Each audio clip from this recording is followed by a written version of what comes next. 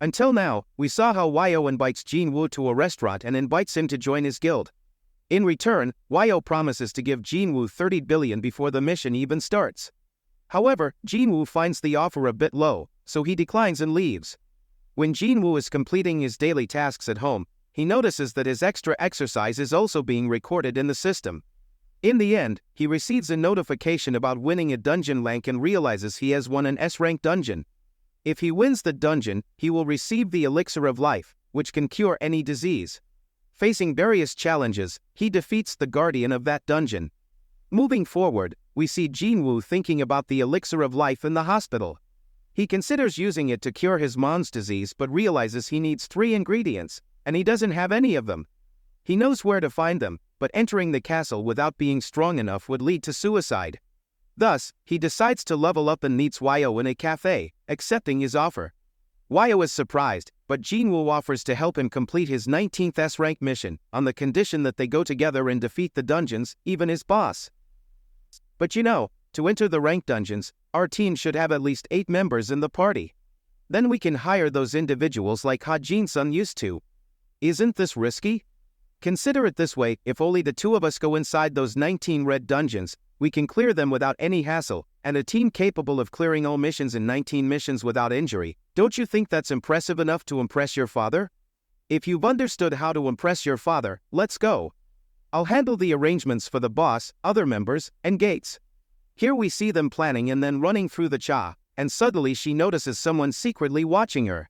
She asks the person to come forward, and that person, praising her skills, says, "I was just looking for the right opportunity to talk to you. I hope you'll forgive me for interrupting your training. Here's my card." Now we find Yo going somewhere with his father. Yo's father mentions that Gates has been paired with him for more than 10 years, and the world has changed a lot since then. Infrastructure, economy, media, and even politics, these dungeons have changed everything. Our infrastructure and everyone's life foundation depend on the resources from these dungeons. Only hunters can bring those vital resources, and Gates manages them. We call them the Hunter Association. Whenever a person awakens to some unique power, the Hunter Association categorizes them into different ranks and registers them in their system. Those not going for gate actions are managed, and if any dungeons break, the association deals with it. However, the primary work of this association is not more than the state's job. Major guilds, which are essentially businesses hiring hunters for this task, collect resources from these dungeons. These guilds, including the Hunters Guild, the White Tiger Guild, the Reaper Guild, the Fame Guild, and the Night Guild, are the country's largest guilds, monopolizing profits related to dungeons. I can't silently watch this, especially knowing how important these resources are in our lives. We've done a lot for this country, so it's our responsibility to handle this matter. To fulfill this, I need to establish my own guild. But even if this is true, recruiting S-rank hunters as my brother's business partner is a considerable risk, not just for me. Here, Jinwoo completes his daily quest, but he notices that the system does not count his extra workout this time. Jinwoo thinks, "I was hoping for this. Maybe I'll find something valuable in that dungeon castle again."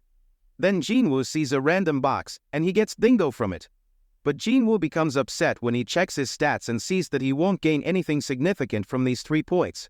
He realizes he won't be able to level up quickly, but he has to wait for Yo's request to go inside the C-rank dungeons. However, he hesitates, thinking that there's no guarantee he'll get any experience points from fighting the penalty ants quickly. When Jinwoo receives a request from the Hunter Association to enter D-rank dungeons, he thinks, "This message is from the Hunter Association, but does that mean I can't refuse? Maybe it's better not to do anything." Here, we see Sean saying from his master, "Master, I'm nothing in front of you.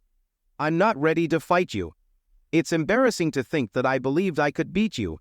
But, Master, do you not think it's time for you to retire?" Then, when Sean receives a request to go into D-rank dungeons, he says to the Master, "Master, don't you think it's better for you to retire? After all, what help can an old man do who has lost one hand?" Then his student says, "Sir, I didn't mean that." Sean responds, "Even though I lost one hand, I survived that day. I've lived the good days of my life, but now, I want to contribute something to society in the remaining days of my life." We then see Kim talking with his family, discussing the request to go into the next red dungeon. When he informs his wife, she suggests, "Don't you think you should quit this hunter's job? It's quite dangerous." Don't you remember the last mission during the Red Gate? Everyone else died, and you were the only survivor. Right, honey? Kim then shares this news with his daughter, saying, "Our daughter will start school from the next year. We need money for her. I'll be careful, after all, a hunter association won't send a low-rank hunter like me on a dangerous mission." That day was just an exception. His wife reminds him to be cautious, saying, "Remember, dear, you've already lost one hand." Despite his family's concerns, Kim reaffirms his commitment, stating, "I will continue." Moving forward, he discusses the situation with Yoho Choi in the Hunter Association, who expresses disbelief that Kim was able to gather those crazy people. Choi adds, "I can't believe you trapped me in that interview. I wonder how much time I wasted on that. I've heard you made a good impression on them." If your answers were really good, then Yeonho says, "I haven't come here to listen to your words. I'm confident that the interview was for you. If we focus on Chairman Go's offer, he was a great hunter. I'm saying that those who are dedicated to their work, you should at least know how deep you're in. Forget that, finally, what's this about? You didn't just call me here to chew me up, right? There must be something you want to discuss. Yosin Construction is preparing to launch a guild. I know they've been working on it for quite some time. Rumors even say they're trying to hire some people from my guild. If you already knew about this, maybe I've wasted your time. Can we please get to the point? I'm asking you for the last time, what is this about?" Then, we see Jui talking on the phone with her mom. Her mom advises her to come back home, leaving the Hunter Association. Jui, with a loud voice, silences her mom, saying she can handle her diseases herself. She hangs up, sobbing, and questions if she is really coming in their way. She feels she should make a little more effort. Later, we witness Jui also receiving a request to enter the D-rank dungeons from the Hunter Association. Heading towards Yovo Choi, he points out Yosin Construction's plan to her on the way. Choi asks, "Hunter Cha, how can I assist you? When I was training, someone from Yosin Constructions approached me for a project. They are probably planning to launch a new guild, and they wanted me to become the master of their guild." Then Choi says, "If you're telling me this, does that mean you rejected them?" Cha-han replies, and Choi thanks her for sharing. He mentions seeing President Yeonho on the way and finally asks what they were talking about. Then, we see Yeonho and Choi's conversation. Choi questions Cha about her thoughts on Jeju Island. Jeju Island has been sealed since the Red Fail, and it's closely monitored. Every year, people are sent there for a specific period, trying to forget the island's horrors. Yeonho is blamed for being too common, praised like the ultimate weapon, yet he can't forget the island and what happened there. He expresses his desire to clear the island in the future, needing the support of Cha and others. He arranged the interview to train new hunters. Yeonho remembers his companion's death, drinks in remembrance, and an unknown person nearby states they must die. Then, we see Jinwoo, who is heading for the next mission.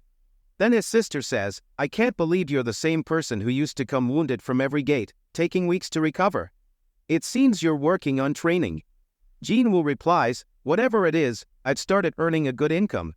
As he starts leaving, his sister asks, "Won't you take your belongings?" Jinwoo says, "I don't need them."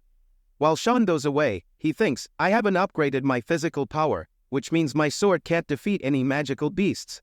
All the martial arts I've learned over the years are useless in dungeons. It's truly lucky for a swordsman like me to acquire such powers. But I'm sure there must be some reason behind it." At that moment, Jinwoo shows them to each other, and both are amazed. Jinwoo expresses, "I never thought I'd meet you in such a place. But I want to say one thing. Finally, this handsome boy has grown. Where are you staying? You've changed a lot in just a few months. Wasn't one of your legs gone when I regained consciousness in the hospital? Well, then the high-rank healers must have fixed you up. But whatever it is, seeing you like this feels really good. But, Mr. Sean, it's been a while. What are you doing here?" "I was called by the Hunter Association. Were you also called?" Then, they both reach a dungeon, noticing that all the survivors from the Carton Temple are present. Sean thinks, on that day, we sacrificed Jinwoo to save ourselves. Whatever Kim did, I can't blame him. Because facing me will be embarrassing for him. But, the 5 survivors from that day have met again today. Here, Jui is delighted to see Jinwoo and exclaims, "Jinwoo, is that really you? You look like a completely different person. You've grown so tall, and your leg seems to have fully recovered. Since the day I came to meet you, it seems you're doing well. They notice a van stopping near them, and some criminals come out, harassing Joohee. A criminal says, "You two should play with us, you seem like a nice pair." Khan intervenes, telling them that they are not here for holidays. Another girl from the Hunter Association explains that these are prisoners who will assist in today's mission. Sean questions whether they should fight alongside criminals. "I don't know if it's a good idea, but Joohee, you shouldn't come with us on this raid." But Jinwoo insists that he's going, and Joohee decides to join as well. The criminals are happy to be free and boast about not having jobs. Khan shuts them up, reminding them that they are here to reduce their sentences. The criminals quiet down, realizing they shouldn't cause trouble. Khan then reveals himself as the inspector of the Hunter Association's service team, stating that he will take charge of them,